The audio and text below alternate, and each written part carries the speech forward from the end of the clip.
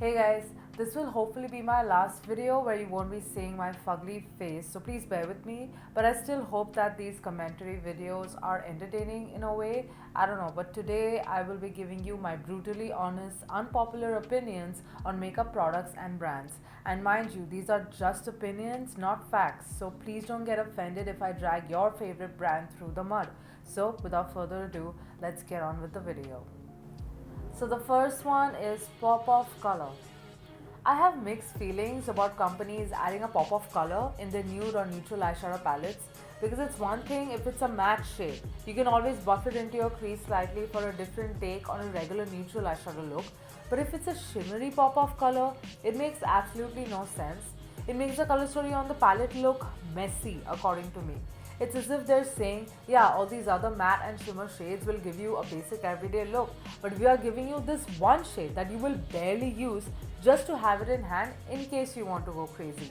And the most annoying thing about this is the brands are completely aware about what they're doing. They make that one pop of color so intriguing that consumers will end up buying an entire palette for that one shade because they probably won't have anything like that in their collection.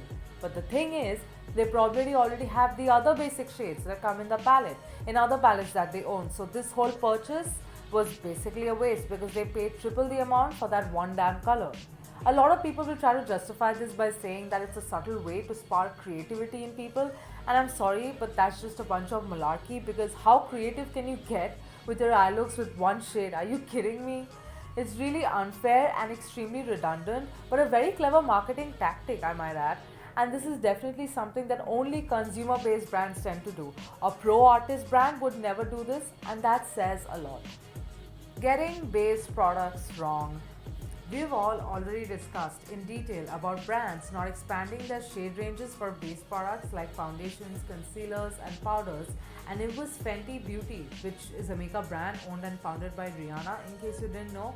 They broke the internet when they came out with a well balanced, wide range of foundations, 50 shades to be exact, uniformly spread out so that almost every skin tone in the world, especially people of color, can finally own a foundation that is close to their natural skin tone instead of having to wear one that ends up looking ashy.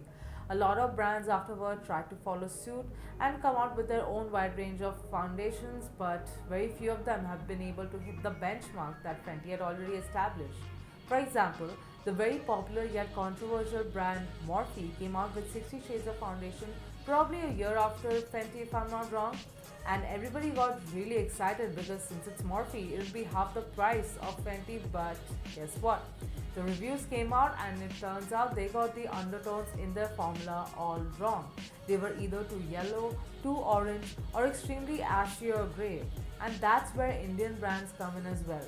Before we address the shade range and foundation and concealers of Indian makeup brands, which are basically a joke in my opinion, let's talk about the undertones in their base products. Can anyone tell me why are they also yellow based? I feel like most Indian brands actually believe that every Indian has warm undertones, which is totally not true. In case you're not aware, your undertone has nothing to do with your skin tone. Undertones are the natural hues that lie underneath your skin. So you can be dark skinned and still have a cool or neutral undertone, or be extremely pale and have a warm undertone. But for some reason, Indian brands barely consider cool or neutral undertones, and on top of that, their 5 to 10 shade range is just like they don't even try, they're so lax. And the reason why people don't seem to notice this about Indian brands is because we have so many international drugstore brands in the market like Maybelline, L'Oreal, etc., that it tends to get lost in the shuffle. Nobody wants to say that, but I'll just go ahead and say it. Unnecessary releases. There are certain token brands that tend to pump out new products every month, and some do it every week. It's the most annoying money grabbing technique because it makes people feel like they need to go out and buy everything that is released. I know that for people who aren't easily tempted by these kinds of releases, this will make no sense and you'd feel as though the others should have impulse control. But when countless influencers receive all these products for free in PR and then give an excellent review on them, an enthusiast will be tempted to get them, except they have to pay money for it. which is why I hate it when brands do this.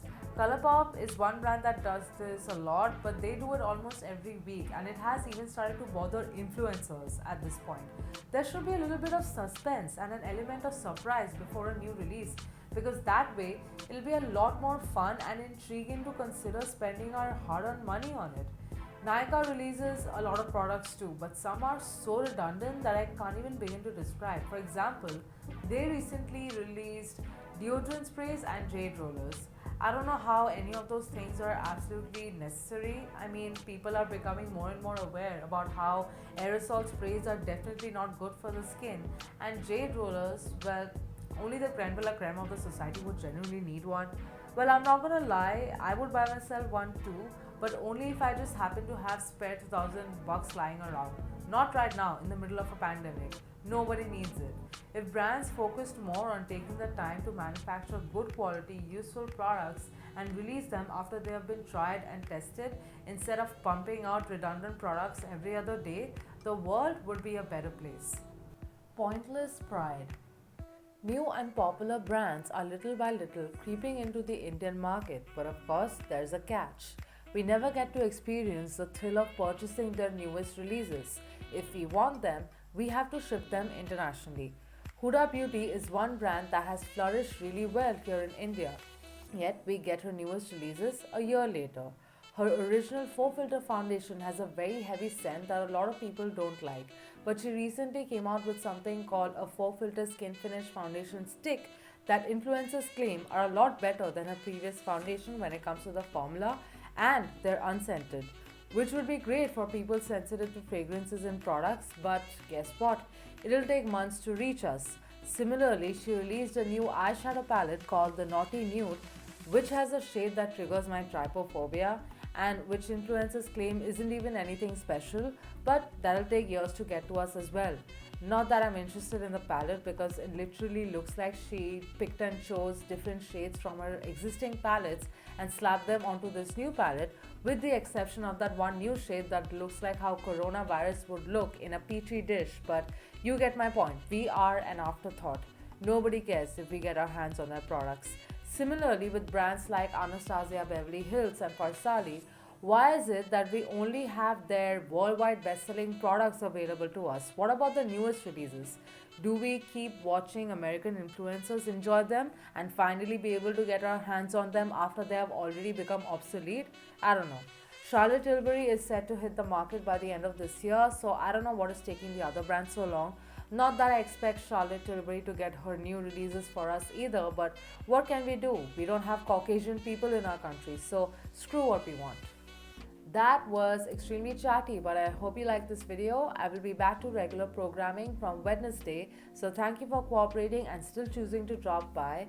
Please let me know what you think about everything I said in today's video, and if you watched this far, comment afterthought. Like this video if you liked it, subscribe if you haven't already, and I'll see you guys on the next one. Bye.